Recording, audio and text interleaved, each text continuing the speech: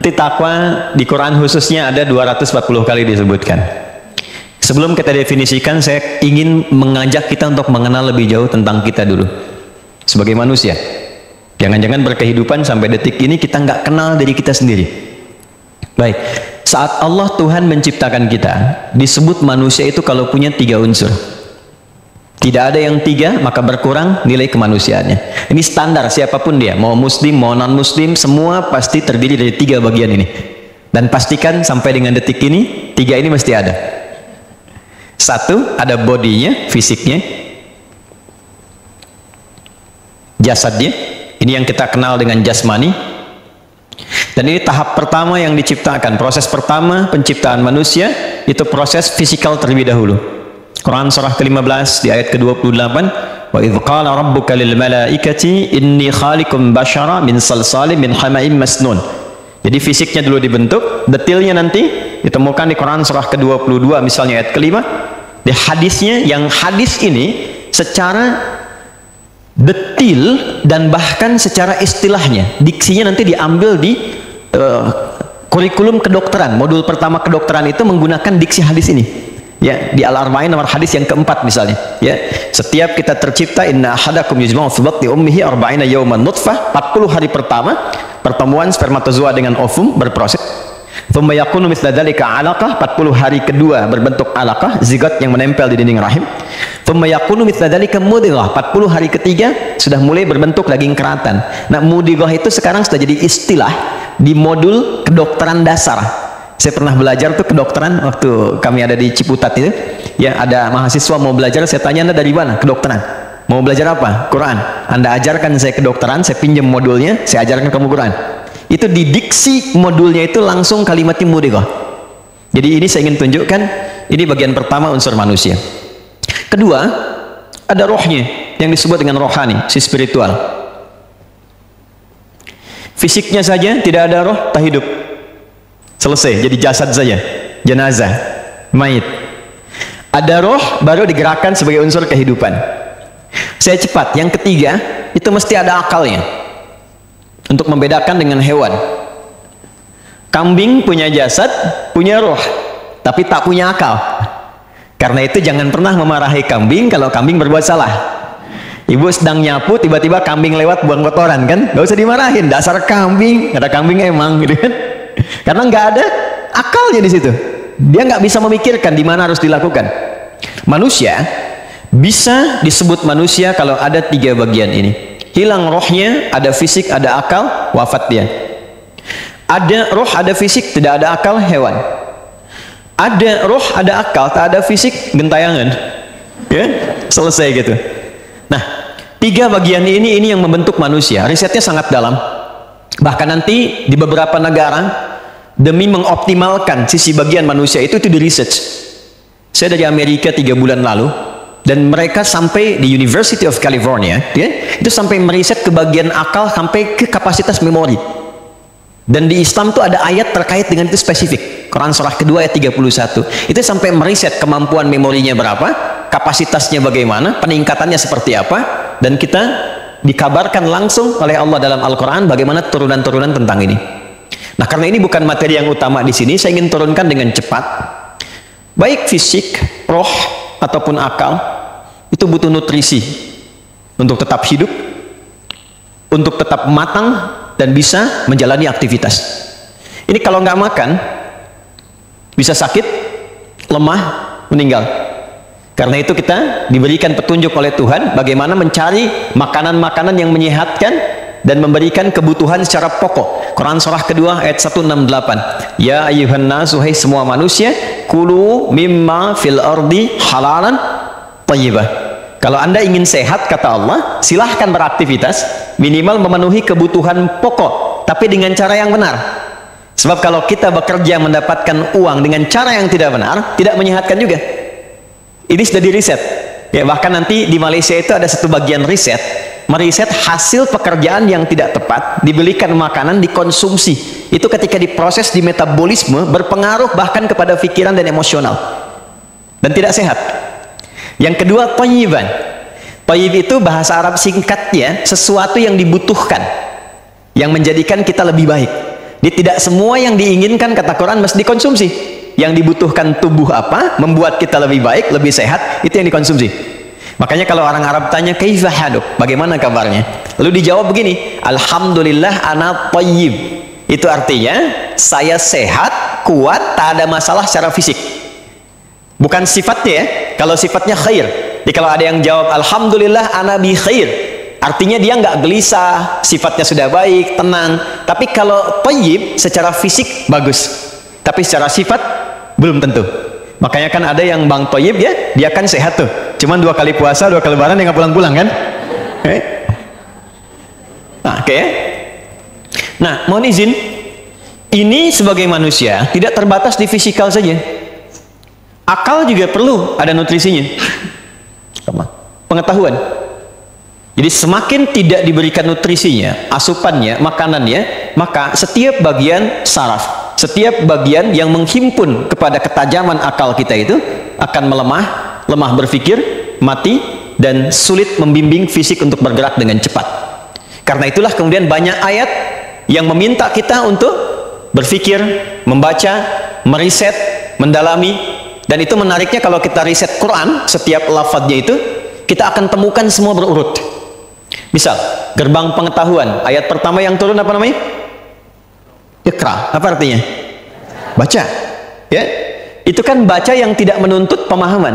Tapi ketika Anda sudah semakin bisa banyak baca, pindah ayatnya kepada tilawah, utslu. Nabi mendapatkan awal ayat supaya mengikuti bacaan. Setelah banyak bisa baca, beralih diksinya kepada pemahaman, pendalaman. Jadi Allah tidak menyukai ada orang banyak baca tapi nggak paham. Kayak teman-teman yang di kampus ya, sekarang ada yang di BINUS, ada UMJ dan sebagainya. Itu kalau dalam fikih Islam tidak disukai orang masuk kampus tapi tidak memahami apa yang dipelajari. Apalagi duduk paling belakang, nggak pernah nanya, gitu kan? Disiapkan handuk ujian. Walaupun sesungguhnya ini saya riset betul ini. Ini Bu, ini luar biasa nih ya. Orang Indonesia itu dapat keistimewaan yang sangat luar biasa dari Tuhan kita, dari Allah yang Maha Esa, sampai dia punya potensi yang kadang orang lain nggak dapatkan. Dari bahasa misalnya, lidah orang Indonesia itu dipakai ke bahasa apapun, itu bisa cepat. Anda kalau nggak percaya silakan. Orang Inggris bicara bahasa India, ketahuan tuh. Take the money, gitu kan? Ketahuan tuh. Ya pasti India nih. Cina begitu. Tapi orang Indonesia bicara bahasa Inggris, itu bisa seperti penuturnya. Hey John, where have you been? Ya? Ada satu kemiripan. Dibawa ke bahasa Arab, cepat. Kita harik ya Muhammad. Ya? Dia mau bahasa Perancis bisa. Ya? Bonjour, comment ça va? Ça va bien? Ya? Dia bisa ke bahasa Jepang, dia cepat dia. Ya, watashi wa Indonesiano, adidas. Jadi dibawa ke bahasa apa aja, lidahnya ringan. Ya, saya pernah di Tripoli. Itu satu orang Afrika mengadu, mengatakan begini, wallahi muskilah Indonesia aja bersyai katanya. Orang Indonesia itu saya bingung nih. Saya bilang kenapa? Ini mau ujian, 3 bulan saya mencoba belajar. Lalu semalam sebelum ujian dilakukan, teman saya orang Indonesia pinjam catatan saya. Keluarlah nilai, saya 7,5, dia 8 katanya. Saya bilang dia nggak tahu sistem SKS ya. Kebut semalam gitu. Nah tapi itu nggak berfungsi kalau kita tidak mempertajam ini. Karena itu nanti ada urutan dari mulai baca, sudah banyak baca, naik ke level analisis, pahami isinya. Setelah itu research, setelah itu pahami. Sampai yang paling menarik apa yang didapatkan dalam kehidupan silahkan untuk mempertajam akal. Di University of California ketika meriset kapasitas memori kita, ditemukan setidaknya manusia itu standarnya punya kapasitas 100 juta gigabytes. 100 juta gigabytes untuk mengingat. Itu yang paling standar. Dan ini kalau tidak diberikan asupan kepada akal, maka potensi memorinya itu tidak akan optimal. Maaf, pintar, sehat, tapi ini kosong. Rohnya tidak diberikan asupan juga. Maka ini akan menjadi problem yang sangat serius. Masih di bulan ini tanggal 5, saya dari Jepang. Kita membuat masjid, kita resmikan, kemudian kita riset. Jepang akalnya hebat. Di Amerika juga demikian. Tajam, pintar, banyak research, fisiknya kuat-kuat. Tapi problemnya, hampir setiap hari ada kematian. Bahkan ada satu wilayah yang saking capeknya mayornya itu, ya, melihat banyak bunuh diri, diatur jamnya, diatur waktu. Anda bisa bayang waktu bunuh diri gitu. Ya. Ada 2 waktu dalam sehari, jam 9 sama dengan jam 2. Gitu ya. Jadi kalau telat dikit bunuh diri, besok lagi gitu. Itu Anda bayangkan, dan itu tingkat stresnya tinggi. Kenapa? Karena tidak memenuhi asupan yang tepat untuk ini, sisi spiritualnya.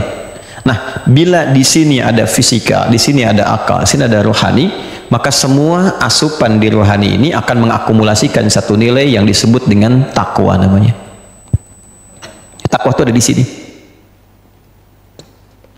Dan ini yang menggerakkan semua sisi intelektual dan semua sisi fisikal.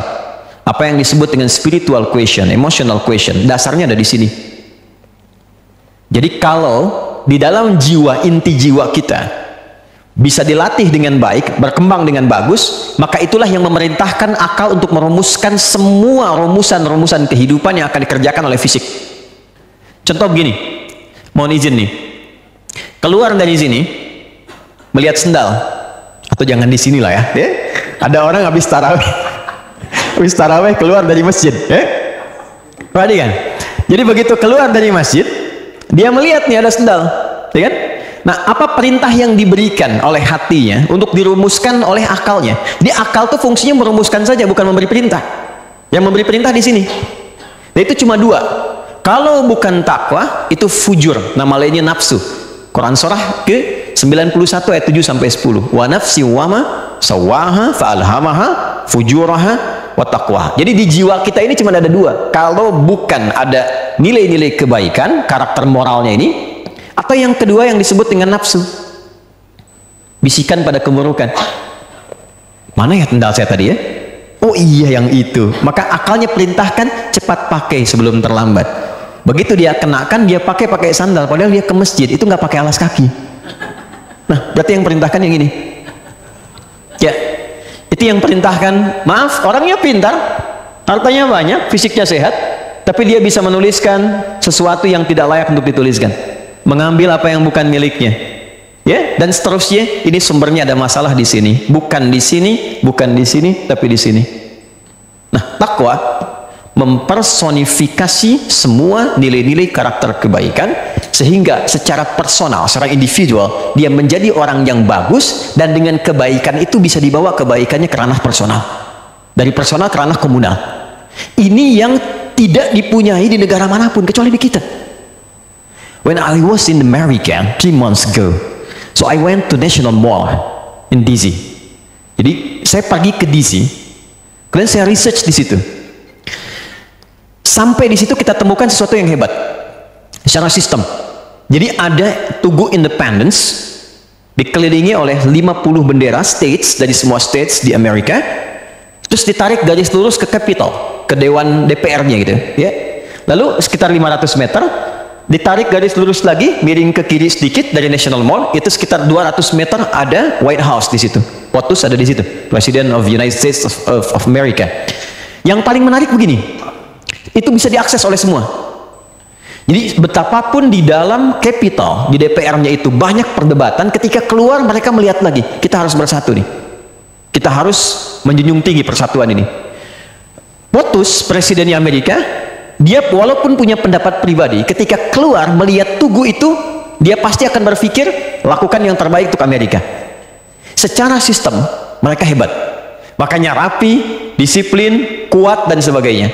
Tapi karena nggak punya nilai personal yang baik, akhirnya rapuh secara personal. Kalau kita lihat di Amerika misalnya sekarang, secara pribadi mau melakukan apapun Anda nggak dilarang, silakan. Mau narkoba, mau punya senjata, mau LGBT, mau macam-macam, bebas asal tidak mengganggu sistem. Tapi yang terjadi apa? Tingkat kriminalitas, pembunuhan, keburukan, fahsya dan mungkarnya, kalau istilah dalam bahasa Al-Quran itu hampir tiap hari statistiknya terus naik. Bung Karno datang ke sana, ini sejarah yang saya sudah konfirmasikan. Beliau datang ke sana, rombongannya ada bagian spiritualnya, sebagian ulama, ada saudagar untuk membeli tanah untuk kedutaan besar Indonesia pada saat itu. Apa yang dilakukan? Pertama, ketika melihat Tugu Independence itu, beliau berpikir generasi bangsa saya mesti lebih hebat daripada Amerika. Kalau Amerika cuma tugu biasa, maka generasi bangsa saya mesti generasi emas. Maka saat pulang ke Indonesia dibuatlah Monas yang atasnya lapisan emas. Monas itu desainnya, kalau ditarik garis lurus itu balai kota, diteruskan ke Istiqlal, yang sekarang sampingnya katedral. Apa fungsi masjid di situ dan gereja di sampingnya? Pembentukan ini spiritual. Jadi beliau menginginkan bukan hanya sistemnya yang bagus, tapi kalau dari orangnya sudah bagus semua, orangnya baik-baik, ahli hukum yang baik pasti akan menerapkan standar hukum yang bermaslahat. Ahli hukum yang pintar tapi tidak baik menemukan celah hukum jadi bermasalah. Ekonom yang hebat tapi tidak baik akan merusak, ngambilnya kebanyakan dibandingkan pencuri ayam. Tapi kalau dia punya nilai moral yang bagus dan pintar, maka secara otomatis kesolehan personal ini akan diteruskan dalam konteks kesolehan komunal. Inilah kehebatnya Indonesia yang tidak ditemukan di tempat manapun. Nah, beruntungnya kita alhamdulillah di dalam Islam, dan ini akan senafas dengan undang-undang dan Pancasila. Jadi di Islam itu nggak akan pernah bertentangan. Saya waktu ditanya, ada dua pertanyaan menarik. Ya, ada orang bertanya begini, Ustadz, kenapa di Indonesia nggak menerapkan syariat Islam? Saya katakan Pancasila itu adalah rumusan syariat Islam yang diterapkan di Indonesia.